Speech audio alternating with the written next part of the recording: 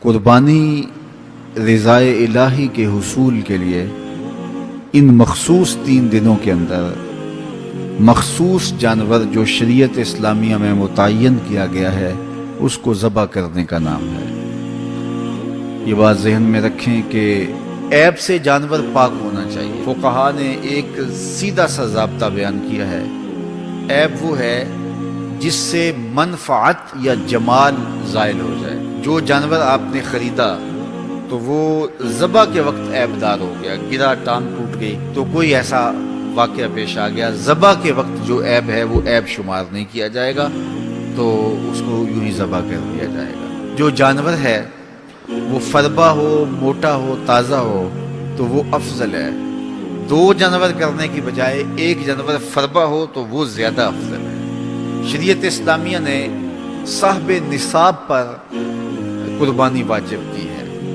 نصاب وہ ہے جو ہمارے ہاں زکوٰۃ کا نصاب ہے، یعنی 52 تولے چاندی یا 7.5 تولے سونا، یا اس کی قیمت۔ زکوٰۃ کے نصاب میں قمری سال گزرنا شرط ہے، لیکن یہ جو قربانی اور صدقہ فطر ہے اس میں سال گزرنا شرط نہیں ہوتا۔ ان عید کے 3 دنوں کے اندر ایک لمحے کے لیے بھی کوئی مالک نصاب ہو گیا تو اس کے اوپر جو ہے وہ قربانی واجب ہے۔ پھر قربانی ہر اس شخص پہ واجب ہے جو مالک نصاب ہے۔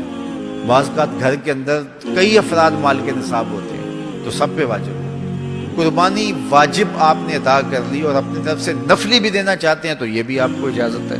ہمارے آقا و مولا نے ایک قربانی اپنی طرف سے، ایک قربانی اپنی امت کی طرف سے پیش کی، تو اگر امتی اپنے آقا کی جانب سے قربانی پیش کرتا ہے تو یہ اجر و ثواب کا باعث ہے۔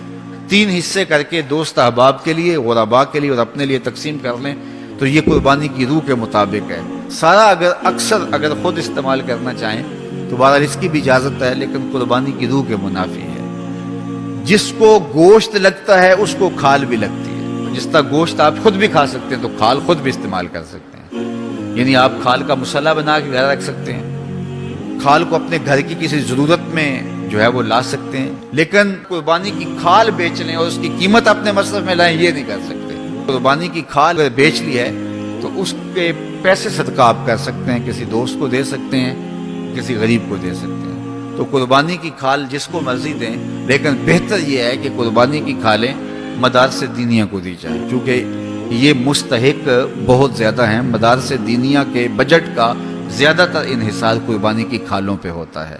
کسی زمانے میں مدارس دینیہ کے لیے، مساجد کے لیے اور خانقاہوں کے لیے امراء، رؤوسا اور حکام جاگیریں مقرر کرتے تھے اور ان کا نظم و نسق چلتا تھا۔ ہمارے دیہاتوں میں آج بھی مسجدوں کے نام پہ 8-8، 5-5، 6-6 جو ہے وہ ایکڑ نام ہوتے ہیں اور مسجد کی ضروریات اور اس کے محاصل سے پوری ہوتی ہیں، لیکن اب تو مدارس دینیہ کا انحصار رہ ہی قربانی کی کھالوں، زکوٰۃ فنڈ اور لوگوں کے تعاون اور مخیر حضرات کی کوشش سے رہ گیا ہے۔ اس لیے اپنے مدارس کی طرف بہت زیادہ توجہ دینے کی ضرورت ہوتی ہے اور قربانی کی کھالیں کوشش کر کے خود مدارس دینیہ کے اندر پہنچائیں۔ اور آپ کے سامنے جامعۃ المصطفیٰ ایک ایسی درسگاہ علمی ہے کہ جس کے فیضان سے ایک زمانہ متمتع ہو رہا ہے، اور یہاں سے نکل کر اطراف و اکناف عالم کے اندر جو ہیں وہ لوگ پھیل رہے ہیں اور فائدہ پہنچ رہا ہے۔ اللہ کا شکر ہے، یہاں سے جانے والے پیغام کو مسلم بھی قبول کر رہے ہیں اور غیر مسلم بھی قبول کر رہے ہیں۔ یہ مجھے پچھلے دن انڈیا سے ایک فون آیا تھا کہ ایک سکھ فیملی ہے اور پڑھی لکھی فیملی ہے، ڈاکٹر ہیں، انجینئر ہیں، تو وہ کوئی ہمارے شارٹ کلپ سنتے رہے ہیں۔ اللہ تعالیٰ نے ان کے سینے میں اسلام کی محبت پیدا کی، تو وہ جو شخص ان کو بھیجتا رہا وہ بھی کانپور کا رہنے والا تھا، انڈیا کا رہنے والا تھا، تو اس کو انہوں نے فون کیا کہ وہ گرو جی سے ہماری فون پہ بات کرواؤ، ہم اسلام قبول کرنا چاہتے ہیں۔ تو یہ اللہ کا فضل ہے، اس پر ہمیں شکر ادا کرنا چاہیے۔ اس سے قبل ایک ہندو فیملی تھی، وہ بھی انڈیا کے اندر پڑھی لکھی فیملی تھی، اللہ نے اس کو اسلام جو ہے وہ نصیب فرمایا۔ اس سے قبل جو ہے وہ مختلف جگہوں پر 7 ہندوؤں نے اللہ تعالیٰ نے ان کو اسلام نصیب فرمایا، اور اس کا سبب یہ آپ کا ادارہ بنا۔ اور آپ آئے دن دیکھتے رہتے ہیں کتنے عیسائی یہاں کلمہ پڑھتے ہیں، تو یہ غیر مسلموں تک پیغام پہنچ رہا ہے، اور کتنے مسلمانوں کی اصلاح ہوئی ہے اور کتنے لوگ فائدے میں گئے ہیں، تو یہ ایک اللہ تعالیٰ کا بڑا فضل ہے اور اللہ تعالیٰ کا بڑا ہی کرم ہے کہ کتنے لوگوں کو یہاں سے فائدہ ہو رہا ہے. اور یہاں سے مدارس، یہ ظاہر ہے ہم ساری زندگی تو نہیں بیٹھ رہیں گے، ایک وقت عمر کا، زندگی کا ہم نے پورا کرنا ہے، اس کے بعد ہم نے چلے جانا ہے، تو ہماری جگہ اوروں نے آنا ہے. تو یہ دارالعلوم اگر زیادہ سے زیادہ لوگ پیدا کرے گا تو زیادہ لوگوں کو فائدہ پہنچ سکتا ہے.